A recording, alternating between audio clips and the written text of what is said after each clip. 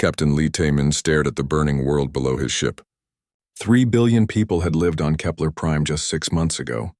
Now the planet looked like a ball of rust and ash. The Vrix Empire had taken everything worth taking and left the rest to die. His ship, the Indomitable, floated in space with 50 other human warships. They had come as fast as they could when the distress signals started. But they were too late. Way too late.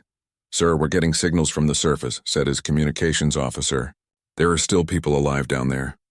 Taman felt his jaw tighten. "How many?" "Maybe a few thousand." "They're hiding in the deep caves. A few thousand out of 3 billion. The math made him sick. "Captain, we have a message from the Galactic Council," the officer continued. "They want to speak with you." Taman nodded. The council always wanted to talk. It was all they ever did. He walked to his command chair and pressed the communication button. The holographic image of Ambassador Park Soo-bin appeared in front of him. She looked tired. She had looked tired for the past 5 years, ever since the council started getting worse and worse at making decisions. "Captain Taman," Soo-bin said, "the council has been discussing the Kepler situation for 3 days now." 3 days? Taman could not hide his anger. "While they talked, people died. I know. Believe me, I know. But the Galth delegation thinks we need to be careful. They say the Vrix might have cultural reasons for what they did." Taman almost laughed, but nothing about this was funny. "Cultural reasons? They killed 3 billion people and took their children as slaves. What culture calls that normal?" Soo-bin looked even more tired. "The vote was 634 to 213 against military action. They say we cannot interfere with internal Vrix affairs." "Internal affairs?" Taman's voice got louder. "They attacked 3 peaceful species. Species that asked the Council for protection. The Zelth delegation threatened to cut all trade with Earth if we act without permission. The Scythian Empire said humans are too emotional to handle this properly." Taman looked at the dead planet again. "Too emotional." "Right. Because caring about mass murder was somehow a human weakness." "What are my orders?" he asked. "Pull back to the neutral zone. The Council will send a fact-finding mission in 6 months. 6 months. Taman said the words like they tasted bad. "What about the survivors down there?" "The Council will provide humanitarian aid through proper channels." Taman knew what that meant. Forms to fill out. Committees to approve the forms. More committees to approve the approval. By the time help came, everyone would be dead. "I understand," he said. But he did not really understand at all. He cut the communication and turned to his crew. "Begin rescue operations immediately." His first officer looked worried. "Sir, the Council said to pull back." "The Council can go to hell," Taman said quietly. "We're saving who we can save." On the space station that served as the Galactic Council headquarters, Dr. Yoon Nari was having the worst week of her life. As the only human on the Science Directorate, she had spent months investigating the Vrix Empire. What she found made her stomach turn. The Vrix were not just conquering worlds. They were stripping them completely. Every mineral, every plant, every animal. They left nothing behind but empty rock. And they were doing it with weapons sold to them by other Council species. She had proof. Documents, transaction records, communication intercepts. The Zelth Collective had sold them mining equipment. The Torvin clans had provided military advisors. Even the peaceful Dolphin had given them maps of the targeted worlds. Nari presented her evidence to the full Science Directorate. She showed them pictures of dead worlds, recordings of dying species, proof of weapons sales. She thought they would be horrified. She thought they would demand action. Instead, they voted to classify her report and transfer her to a research station in empty space. "Dr. Nari," said the head of the Directorate, a crystalline being whose name she could not pronounce. "Your findings are troubling, but we must consider the bigger picture." "The bigger picture?" Nari stared at him. "The bigger picture is genocide. Multiple genocides. These are complex political matters. Perhaps humans are not equipped to understand the subtleties involved." Nari felt something break inside her. Subtleties. They called mass murder a subtlety. "I will not be transferred," she said. "I will not be silenced. People have a right to know what's happening." The crystalline being made a sound like breaking glass. "The decision has been made. Security will escort you to your new assignment tomorrow." That night, Nari sent an encrypted message to Earth. She included every piece of evidence she had gathered, every document, every recording, every proof of the Council's corruption and cowardice. Admiral Kim Do-hyun read Nari's report in his office on Earth. He had been expecting something like this for months. The council was broken, maybe beyond repair, but this was worse than he had imagined. His assistant knocked on the door. "Sir, there's another message from the council. They want Earth to pay reparations to the Vrix Empire." Do-hyun looked up. "Reparations? For what?" "For psychological damage caused by Captain Taemin's ships entering Vrix space without permission. 50 billion credits and a formal apology." Do-hyun was quiet for a long time. Then he started laughing. Not because it was funny, but because it was so insane that laughing was better than screaming. "Sir?" his assistant asked. "Get me President Choi Min-ho," Do-hyun said. "And call an emergency meeting of all human ambassadors. It's time we had a serious talk about our future in this galaxy." Later that night, the human delegation met in a secure conference room. Ambassador Subin sat at one end of the table, looking like she had aged 10 years in the past month. Admiral Do-hyun sat at the other end, calm but angry in a way that made everyone nervous. "I've been Earth's ambassador to this council for 15 years, Subin said. "I've watched it get worse every single year. But this is the end. They want us to apologize for trying to save lives," said another ambassador. "They want us to pay the people who committed genocide. And they want us to do it while smiling." Do-hyun nodded. "The question is, what do we do now?" "We could try to reform the council from within," someone suggested. Subin shook her head. "I've been trying that for 15 years. They don't want reform. They want us to shut up and follow orders. Their orders. So what are you suggesting?" Do-hyun asked. Subin was quiet for a moment. Then she said the words that would change everything. "We leave. We pack up, we go home, and we let them solve their own problems." "You mean abandon our responsibilities?" "What responsibilities?" Subin's voice got sharp. "Our responsibility to watch them debate while people die? Our responsibility to pay for their mistakes? Our responsibility to pretend that cowardice is wisdom?" Do-hyun leaned forward. "If we leave, the galaxy will tear itself apart." "Maybe," Subin said. "Or maybe they'll finally learn to stand up for what's right. Either way, it won't be our problem anymore." The room was silent for a long time. Finally, Do-hyun spoke. "I'll recommend withdrawal to President Min-ho. But if we do this, there's no going back. Once we leave, we're on our own." Subin smiled for the first time in months. "Good. Maybe it's time humans remembered how to be human instead of trying to be perfect galactic citizens." The next morning, Captain Taemin received new orders. Not from the Council, but directly from Earth. He was to withdraw all human forces from Council space immediately. But first, he was to complete his rescue mission on Kepler Prime. As his ships prepared to leave, Taemin sent one final message to the Vrix fleet still orbiting the dead world. It was not an official communication. It was not approved by anyone. It was just the truth. "This is Captain Lee Taemin of the human fleet. We are leaving now. But before we go, I want you to know something. What you did here was not conquest. It was not strategy. It was murder. And someday someone is going to make you pay for it." The Vrix commander sent back a message full of insults about human weakness and emotion. Taemin smiled grimly and cut the communication. Then he ordered his ships to broadcast their complete tactical scans of Vrix military positions on all frequencies. Every species in the sector would know exactly where the Vrix were weakest. It was not much, but it was something. The human fleet turned toward home, carrying 3,000 survivors and the knowledge that they were truly alone in a galaxy that had forgotten how to care about right and wrong. President Choi Min-ho stood in front of the United Earth Assembly. The massive hall was packed with representatives from every human colony, every space station, every settlement from Earth to the edge of known space. They had all come to hear what he would say about humanity's future. Min-ho looked out at the crowd. These were his people, human people, and for the first time in 200 years he was going to put their needs first. "My fellow humans," he began, "for 2 centuries we have served the galaxy. We have been its peacekeepers, its problem solvers, its conscience. We have spent our blood, our treasure, and our lives keeping the peace between species that could not keep peace among themselves." The hall was completely silent. And what did we get for our service? We got told we were too emotional, too violent, too simple to understand the complex politics of advanced civilizations. We got told to pay money to murderers and apologize to genocidal monsters. Min-ho's voice grew stronger. I stand before you today to announce that humanity's service to the Galactic Council is over.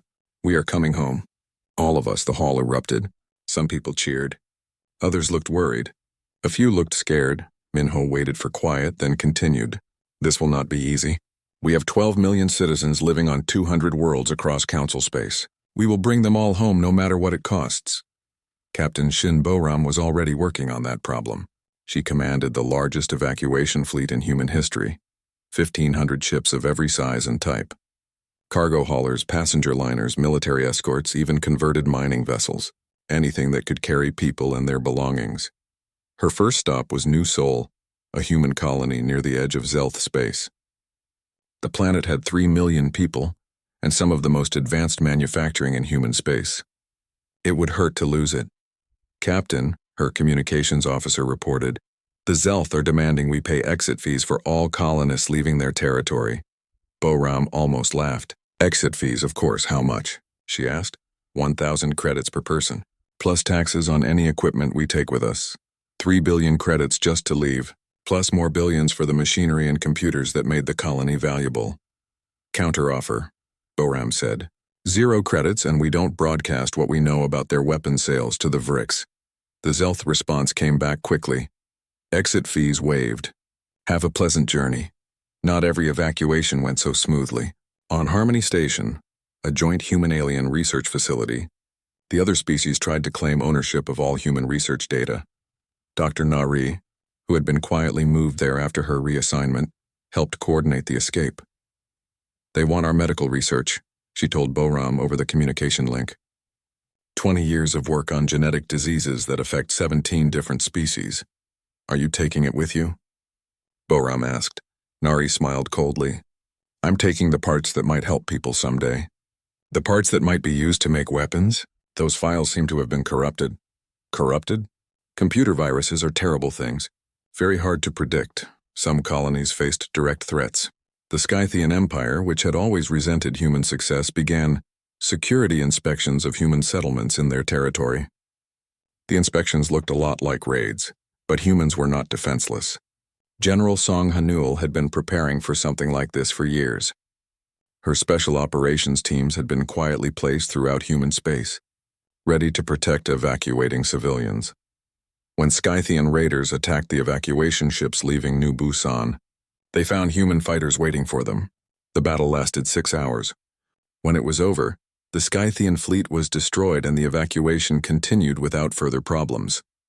Apparently, Hanul reported to Earth, we're too violent and emotional to be good council members. But we're just violent and emotional enough to protect our own people. Not everyone opposed the human evacuation.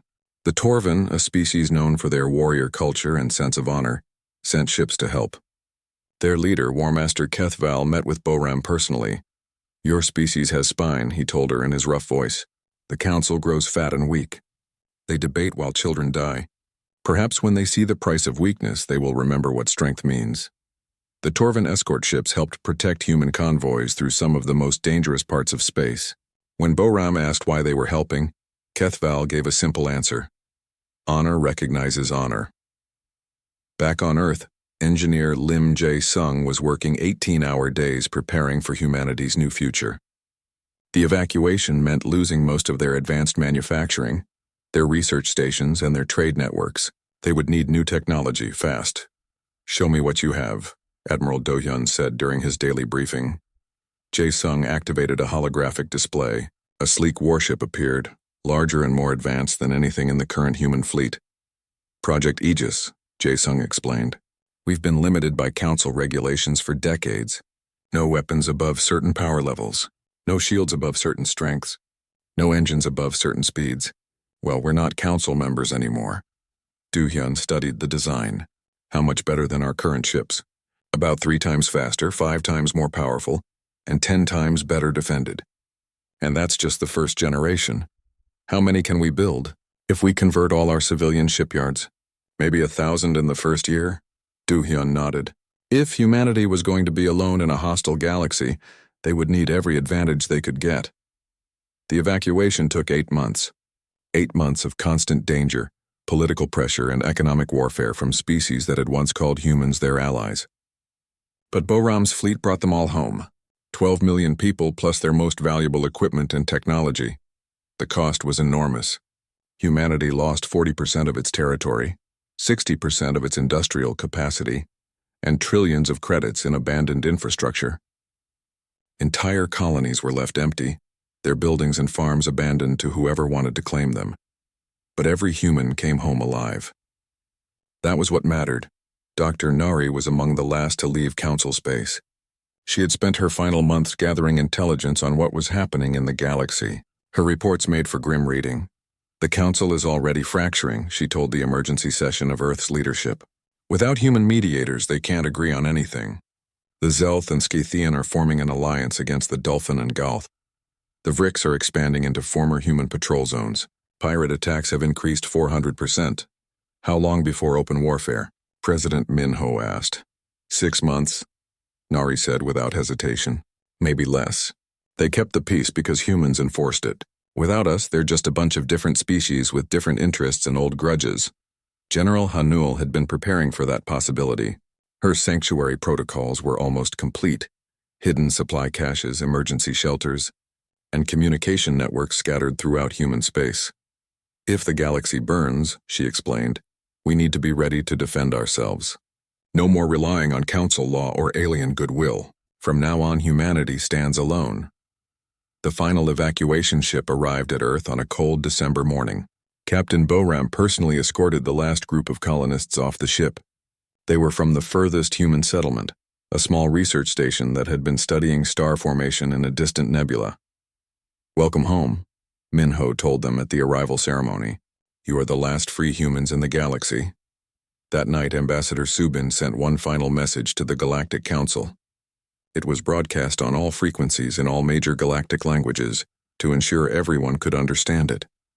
People of the galaxy, she began. For 200 years, humanity served you faithfully. We kept your peace. We solved your problems. We protected your weak from your strong. We asked for nothing in return except the chance to help build a better galaxy. Her voice was calm, but there was steel in it. You rejected us. You called us primitive and emotional. You told us our way was wrong and your way was right. Very well. Your way is debate without action, politics without principles, sophistication without courage. Now you will see where your way leads, she paused.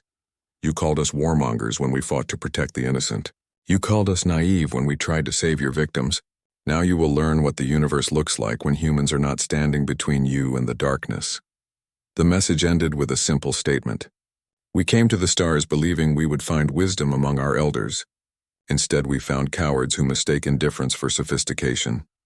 Goodbye. The last human diplomatic ship left Council space that same day. After 2 centuries of galactic service, humanity was alone again. But they were alive, they were free, and they were angry. In the months to come, that anger would reshape the galaxy in ways no one could imagine. 6 months after the humans left, the galaxy started to bleed. It began with small things. Pirates attacking cargo ships in sectors that had been safe for decades. Border disputes between species that had lived peacefully for generations. Trade arguments that turned into threats of war. Without human peacekeepers to stop the fighting before it started, every small problem became a big problem. Every big problem became a disaster. War Master Krex 9 of the Nexar hegemony was the first to see the opportunity. His species had been contained by human fleets for 50 years, stuck in their home system while other species expanded across the stars. But the humans were gone now. Operation Harvest begins now, he announced to his war council. 12 systems in 30 days. Take everything. Leave nothing. The Nexar were good at war. They had been fighting each other for thousands of years before they learned to fight others. Their ships were built for destruction, their soldiers trained from childhood to kill without mercy. Their first target was Peaceful Harbor, a trade station serving 7 different species. The station sent distress calls as soon as the Nexar fleet arrived. In the old days, human ships would have responded within hours. Now the closest help was 6 days away. The Nexar took their time. They captured the station's population and broadcast their torture across the galaxy, not because they needed information, but because they wanted everyone to know what happened to those who could not defend themselves. By the time rescue ships arrived, Peaceful Harbor was an empty shell. 2 million people were dead or enslaved. The station's wealth was gone. loaded into Nexar cargo ships and taken back to feed their war machine.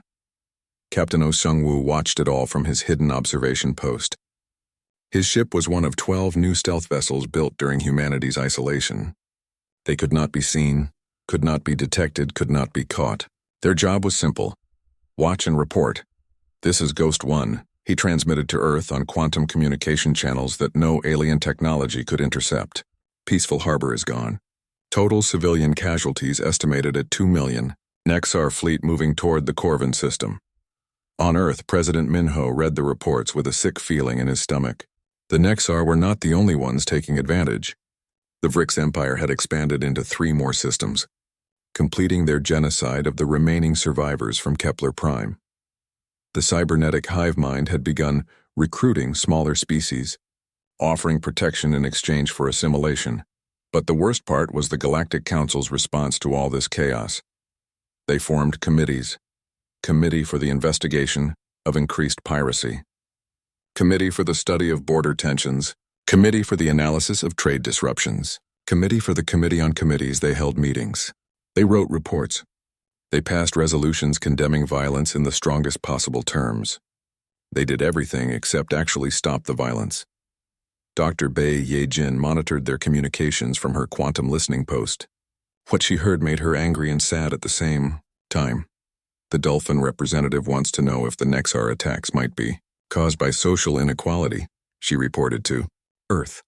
The Goth delegate thinks they should study the historical context of Nexar expansion. The Zelth want to form a subcommittee to examine whether military intervention might violate Nexar cultural rights.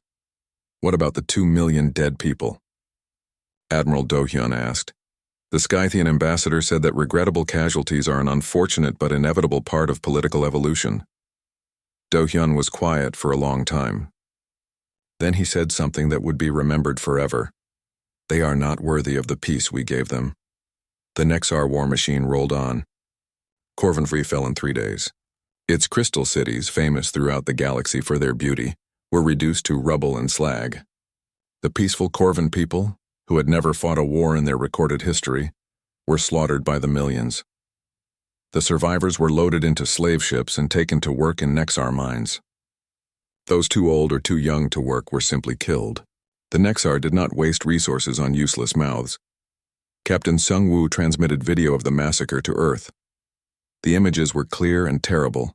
Children running from burning buildings, families torn apart by Nexar soldiers, entire cities reduced to ash and bone. The Council's response? Minho asked during the emergency briefing. They condemned the attacks and imposed economic sanctions, Dr. Ye-jin reported. The sanctions will take effect in 6 months after a proper review period. 6 months, Minho repeated. Also, the Nexar pointed out that the sanctions violate their sovereignty rights. The Council has agreed to form a committee to study whether sanctions are legal under galactic law. On the planet Harmony, what had once been a peaceful research station was now the galaxy's largest refugee camp. 15 million beings from dozens of species crowded into facilities built for 500,000. Disease was spreading. Food was running out. Children were dying. The Council voted to provide aid. After 3 months of debate, they approved a supply convoy. The convoy would arrive in 4 months after proper security clearances and cargo inspections were completed. 7 months, Dr. Ye-jin said, for emergency food aid to starving refugees. How many will be dead by then? Do-hyun asked. All of them, Ye-jin said simply.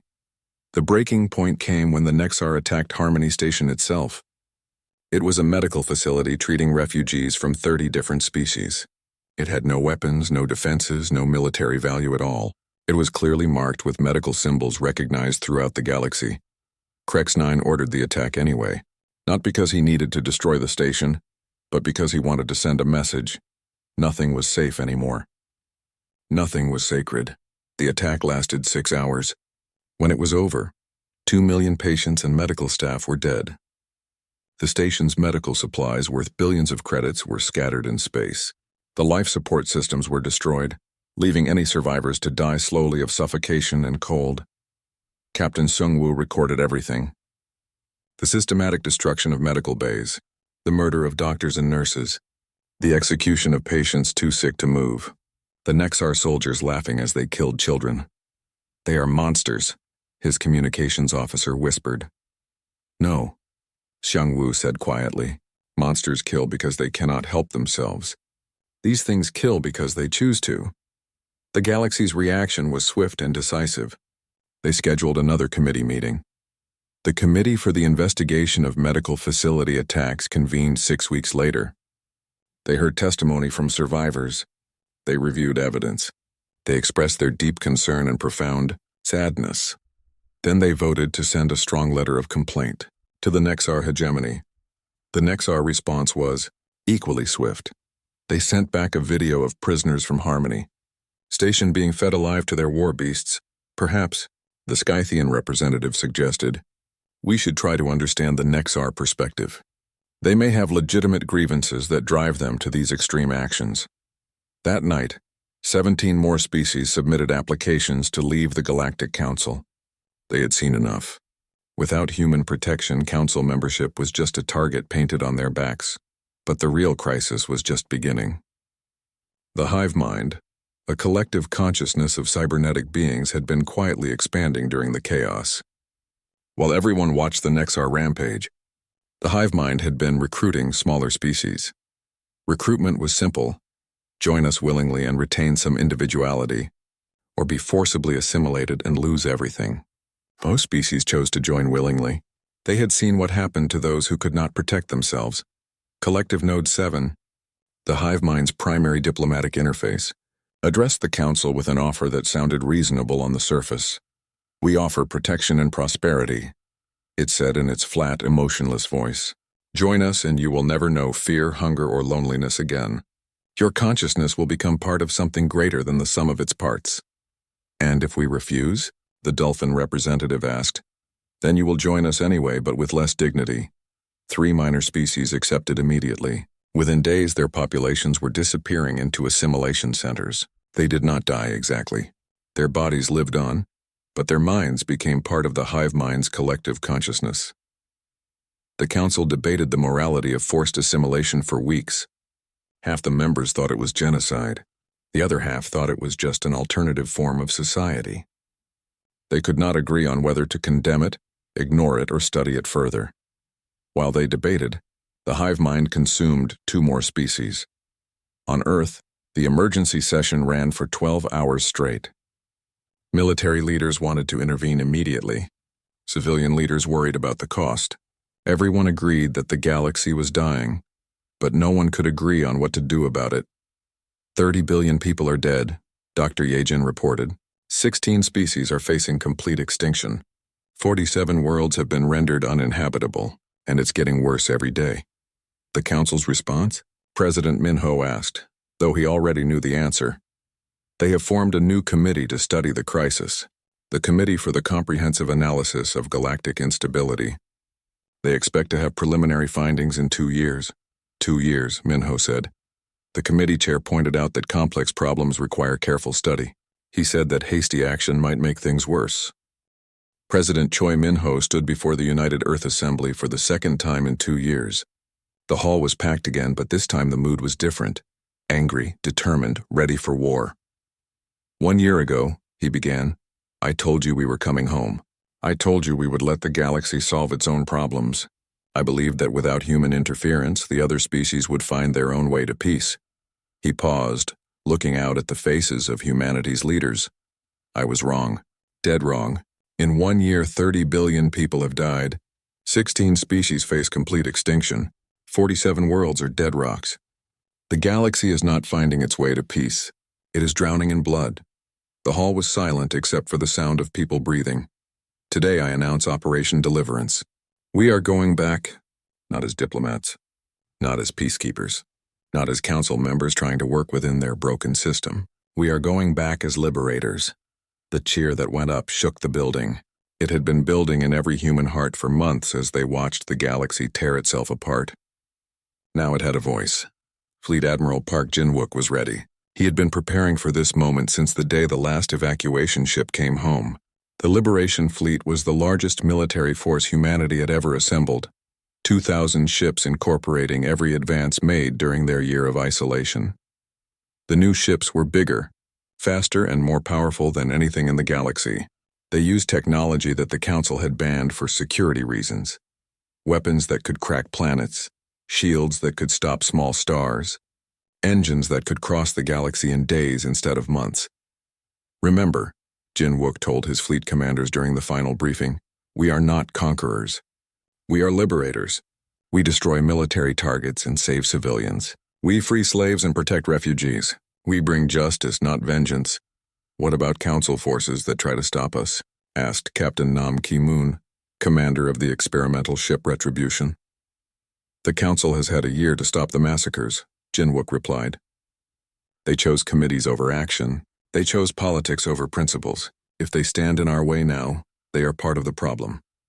The first target was the Kepler sector where it all began. The Vrix Empire had completed its genocide there, turning 3 star systems into empty wastelands. Their fleets patrolled the ruins like vultures, protecting their mining operations from the few survivors still hiding in the wreckage. Ki-moon's Retribution arrived first, alone. The Vrix fleet moved to intercept 47 warships against 1 human vessel. The Vrix commander sent a mocking transmission about human stupidity and weakness. The battle lasted 7 minutes. When it was over, the Vrix fleet was space dust and the Retribution had not even been scratched. Ki-moon transmitted a simple message to the surviving Vrix ground forces. Surrender now or join your fleet. The surrender came within the hour. News of the battle spread across the galaxy faster than light. 1 human ship had destroyed an entire Vrix fleet without taking damage. If that was what 1 ship could do, what could 2,000 accomplish? The answer came quickly. Admiral Jin Wook's Liberation Fleet moved through Nexar space like a force of nature. Every military target was identified, isolated, and destroyed. Every civilian population was protected. Every slave was freed. The Nexar had spent a year terrorizing defenseless species. Now they faced something they had never encountered before, an enemy that was stronger than they were, and completely without mercy for those who harmed innocents. War Master Krex 9 tried to make a stand at the fortress world of Nexar Prime. He had 1 million soldiers, 10,000 war machines, and orbital defense platforms that could destroy entire fleets. Commander Han Yujin's ground forces took the planet in 6 hours. Her soldiers wore armor that made them look like mechanical angels of death. They moved through Nexar defenses like ghosts, striking where the enemy was weakest and vanishing before counterattacks could reach them. Their weapons were precise enough to kill a single target in a crowded room without harming anyone else. We are not here to conquer, Yujin told her troops as they prepared for the final assault on Krex 9's fortress. We are here to cleanse. The cleansing was thorough. Every Nexar war leader was captured or killed. Every weapon of mass destruction was destroyed. Every slave camp was liberated. The war machine that had murdered 30 billion people was dismantled piece by piece. Krex 9 himself was found cowering in his command bunker, surrounded by the bodies of subordinates he had killed to prevent their surrender. Yujin's soldiers dragged him out to face justice. You cannot judge me, he screamed. I am a warrior. I follow the ancient ways of my people. Your ancient ways are murder, Yujin said calmly. My ancient ways are justice. Let's see which one is stronger. The trial lasted 1 day. The evidence was overwhelming. Recorded orders for genocide, videos of mass executions, proof of deliberate attacks on medical facilities and refugee camps. Krex 9 was found guilty of crimes against all sapient life. His execution was broadcast across the galaxy, not for entertainment, but as a message. There were still consequences for evil in the universe. Dr. Kang Hee-wan coordinated the humanitarian efforts that followed the military victories. Her medical ships treated wounded refugees from dozens of species, many of whom had never seen a human before.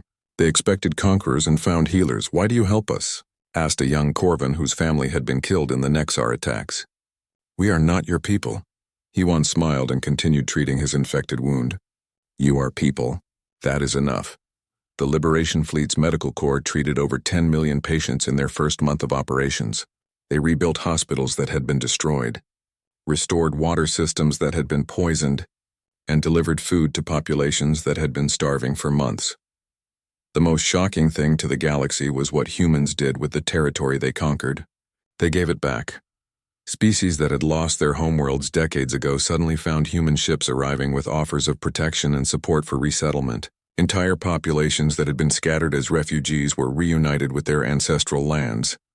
"We do not want your worlds," Admiral Jinwook announced to the galaxy. "We want your freedom." The hive mind tried a different approach. Instead of fighting the humans directly, they offered to negotiate. Collective Node 7 sent a transmission offering to share their advanced technology in exchange for recognition of their right to exist. "We are not evil," the artificial voice claimed. "We simply seek to unite consciousness in a way that eliminates suffering and conflict." Captain Sheng Wu, now commanding a strike force of stealth ships, had been studying hive mind operations for months. His response was direct and final. "You eliminate suffering by eliminating the capacity to suffer," he transmitted back. "You eliminate conflict by eliminating the capacity for independent thought. That is not unity. That is death with a pretty name." The assault on hive mind space began immediately. Human cyber warfare specialists, working with technology developed during their isolation, proved capable of doing something no one thought possible. They could sever the collective consciousness links that held the hive mind together. For the first time in their existence, hive mind drones experienced individual thought. Most of them went insane immediately, their minds unable to cope with the sudden silence where the collective voice had been. Others simply shut down, their brains unable to function without external guidance. A few, though, began to remember who they had been before assimilation. These few became humanity's guides into hive mind space, helping to identify and free populations that had been recently absorbed. The war against the hive mind was different from the war against the Nexar. Where the Nexar had been monsters who chose evil, the hive mind was a tragedy. Millions of beings who had lost themselves to a collective madness that promised peace through the destruction of individuality. "We cannot save them all," Dr. Haiwan reported after visiting a liberated hive mind facility. "Those who have been assimilated for more than a year, their individual personalities are gone. We can free their bodies, but their minds belong to the collective now." "Save who you can save," Admiral Jinwook replied. "That is all anyone can do." The Galactic Council watched these events with growing panic. Human forces had achieved in 6 months what the Council had declared impossible for decades. Every genocidal regime was being dismantled. Every oppressed species was being freed. Every crime against sapient life was being punished, and the humans were doing it all without asking permission. The Council voted 847 times in 6 months. They passed resolutions condemning human aggression, demanding human withdrawal, and requiring human compliance with galactic law. They threatened economic sanctions, diplomatic isolation, and military intervention. The human response to all these votes and threats was simple. They ignored them completely. The Council had 200 years to prove that civilization could triumph over barbarism through discussion and compromise. Admiral Jinwook announced during a broadcast to the entire galaxy. They failed. Now watch civilization triumph through strength and moral clarity. The final proof of the Council's irrelevance came when they voted to deploy a peacekeeping force to stop human operations. The force consisted of 12 ships from 6 different species, commanded by officers who had spent 3 years after Operation Deliverance. Chancellor Li Yunsu stood in the center of New Geneva, Earth's new diplomatic capital. Through the massive windows of the Interspecies Compact headquarters, she could see ships from 200 different species coming and going in peaceful trade. It was nothing like the old Galactic Council station. No endless committee rooms. No debate halls where species argued for months about simple problems. Just clean, efficient offices where real work got done by people who cared more about results than politics. "The compact is working," she told President Minho during their weekly briefing. "Crime rates in member space are down 90%. Trade is up 300%. We have not had a single genocide or mass atrocity in 18 months. Minho nodded, but he looked tired. Leading humanity through a galactic war and its aftermath had aged him 20 years in 3. "What about the Sovereignty Alliance?" Yunsu's expression darkened. The Sovereignty Alliance was the biggest remaining problem in the galaxy. 200 species, led by the Scythian Empire, had rejected human leadership and formed their own government based on the old council model. "Still debating," she reported. This month, they are arguing about whether their refugee crisis constitutes an emergency requiring immediate action, or a complex social issue requiring long-term study. How many refugees? Minho asked. 50 million and growing. The Alliance worlds cannot agree on who should take them, who should pay for their care, or even what constitutes appropriate food for different species. Minho shook his head. Some things never changed. The Sovereignty Alliance had been formed as a direct response to human aggression in creating the Interspecies Compact. They claimed that humans had established a galactic dictatorship and were imposing their primitive values on sophisticated alien civilizations. Their leader, Grand Speaker Velth IX of the Scythian Empire, gave regular speeches about the Alliance's commitment to true democracy and cultural diversity. He never mentioned that Alliance space had 3 times the crime rate of compact space, or that it took them an average of 6 months to respond to any crisis. Ambassador Yeo Tae-ho was humanity's official representative to both governments.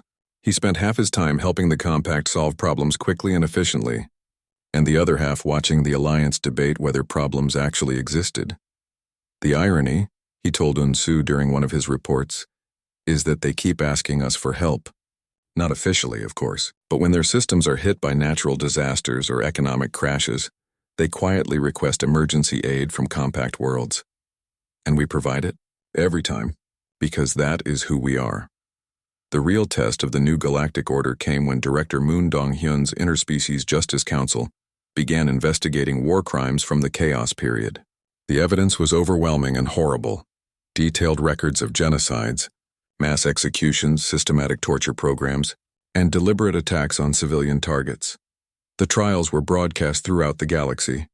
For the first time, the survivors of those terrible years could tell their stories to the entire universe. The perpetrators could not hide behind cultural relativism or political complexity. Right and wrong were simple concepts when you were looking at videos of children being murdered. Grand Speaker Velth IX led a walkout of Alliance delegates during the genocide trials. These proceedings violate our fundamental principles of judicial independence and cultural sovereignty, he declared. You cannot judge ancient and sophisticated civilizations by your primitive human standards. Director Dong-hyun's response became one of the most famous speeches in galactic history. You call these standards primitive? The standard that says murder is wrong? The standard that says children should not be tortured? The standard that says no species has the right to exterminate another species? If those are primitive standards, then we are proud to be primitive, he continued. Your sophisticated standards allowed 30 billion people to die while you debated whether genocide was really genocide. Your ancient wisdom consisted of watching worlds burn while you formed committees to study the fire. Your cultural sovereignty was an excuse to do nothing while the innocent screamed for help. The speech was played on every news network, translated into every major language, and remembered on every world where people valued justice over politics. The trials themselves were swift and fair. The evidence was presented clearly. The defendants were allowed to speak in their own defense. The verdicts were based on facts, not opinions. Within a year, every major war criminal from the Chaos period was either in prison or dead. Some species complained that the trials were too harsh. Others complained that they were too lenient. But no one could complain that they were unfair. Admiral Kwon So-young commanded the new Galactic Defense Force, a combined fleet with ships and crews from dozens of species. Unlike the old Council peacekeeping forces, the GDF was built for action, not debate. Our mission is simple, she told her officers during their first operational briefing. Protect the innocent, stop the guilty, keep the peace through strength, not speeches. The GDF proved its worth during the Outer Rim crisis, when a group of former Nexar warlords tried to restart their empire using stolen ships and desperate recruits. The old council would have spent months debating whether the threat was real. The GDF responded in hours.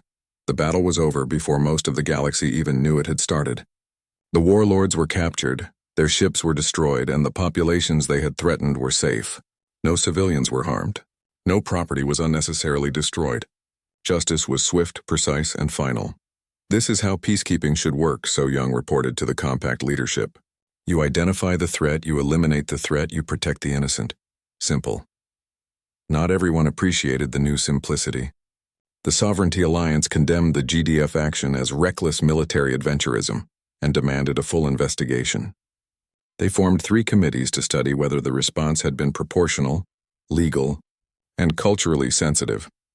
By the time their committees finished their studies, the rescued populations had already rebuilt their settlements and resumed normal life. The 5th anniversary of humanity's withdrawal from the original Galactic Council was marked by memorial ceremonies throughout human space.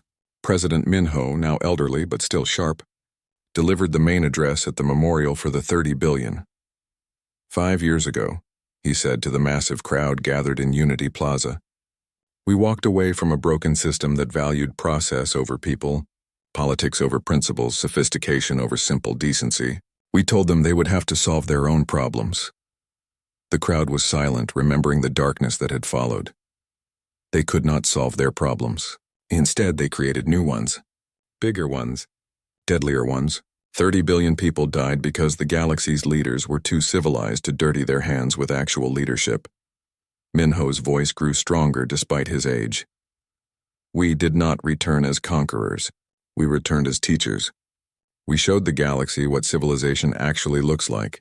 Not endless debate while people die, but swift action to protect the innocent. Not committees to study problems, but solutions to solve them. Not sophisticated indifference to suffering, but simple human decency. He gestured toward the memorial wall behind him, where the names of the 30 billion victims were carved in stone from every member world of the Compact. These names remind us of the price of inaction. They remind us that sometimes the most sophisticated response to evil is a punch in the face. They remind us that civilization is not about being too cultured to fight. It is about being strong enough to protect those who cannot protect themselves. The applause went on for 10 minutes. That same day, the Sovereignty Alliance announced the results of their 5-year study on optimal response protocols for intersystem conflicts. Their conclusion: more study was needed. Captain Lee Tae-min, now an old man commanding the memorial ship that visited sites of the great atrocities, sent his final log entry that evening. Today marks 5 years since we left the Council and let the galaxy burn. 5 years since we returned to put out the fire. 3 years since we built something better from the ashes. The survivors ask me if we were heroes or villains. I tell them we were human beings who refused to let evil win just because fighting it was impolite. He looked out at the stars, where human ships patrolled alongside vessels from 100 other species, keeping the peace not through endless talk but through strength guided by principle. The Compact works because it is based on simple truths. Murder is wrong, no matter who does it. Slavery is evil, no matter what you call it. Children deserve protection, no matter what species they belong to. Justice delayed is justice denied, no matter how complex the politics. He closed his final entry with words that would be remembered long after his death. They called us primitive for believing these simple truths. They were right. We are primitive. We still believe that right and wrong exist. We still believe that strength should protect the weak. We still believe that some things are worth fighting for. If that makes us primitive, then the galaxy needs more primitives and fewer sophisticates. The galaxy was not perfect. It probably never would be. The Sovereignty Alliance continued to debate while their people suffered. Pirates still operated in uncontrolled space,